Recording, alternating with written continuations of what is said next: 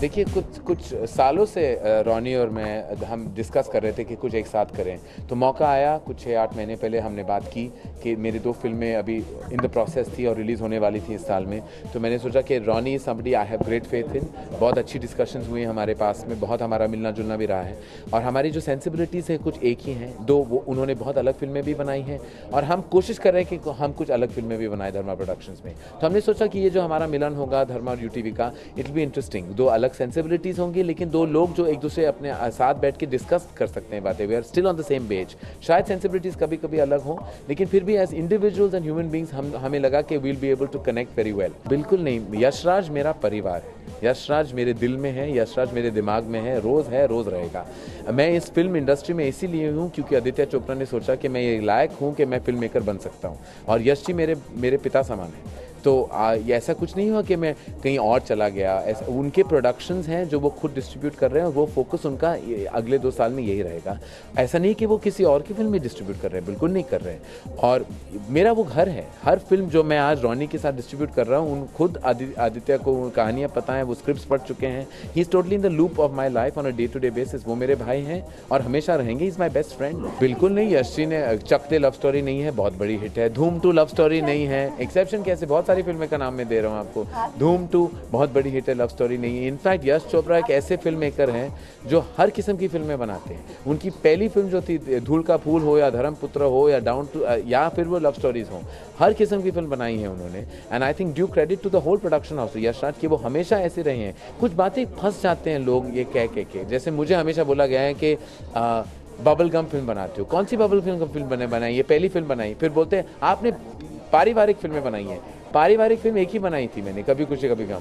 फंस जाते हैं लोग, बबल ये टर्म्स होते हैं। यश चोपड़ा है तो लव स्टोरीज है, धर्मा प्रोडक्शंस है तो ऑप्युलेंट पारिवारिक फिल्में। ऐसा नहीं है, हम अपने हिसाब से अलग अलग फिल्में बनाते हैं पर कोई हमें ये क्रेडिट ही नहीं देता कि हम ये कर रहे हैं। ऐसा कुछ नहीं, आई मीन ऐसा कुछ नहीं। कभी कभी ऐसा हो जाता है कि some films work, some films don't.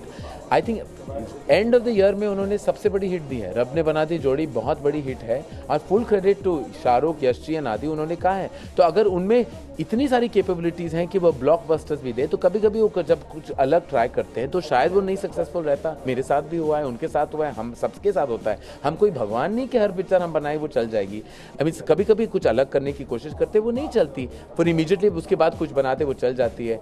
Passion उनका 100% है, डेडिकेशन टू द क्राफ्ट 100% है। इनफैक्ट मैं ये कहना चाहूँगा कि आप शायद ये नहीं जानते, ये साल यश जी का 50वां साल है as a film maker, 50th year as a director. और शायद ये आप हिस्ट्री में देख लो, ऐसा कोई फिल्म मेकर नहीं है जो कमर्शियली सक्सेसफुल रहा है for 50 years. He is the only one. I think due credit has to be given. 50 years of contribution to Indian cinema, I think it's monumental, it's fantastic. अगर हमें आगे बढ़ना है सिनेमा में तो हमारी सोच भी आगे होनी चाहिए।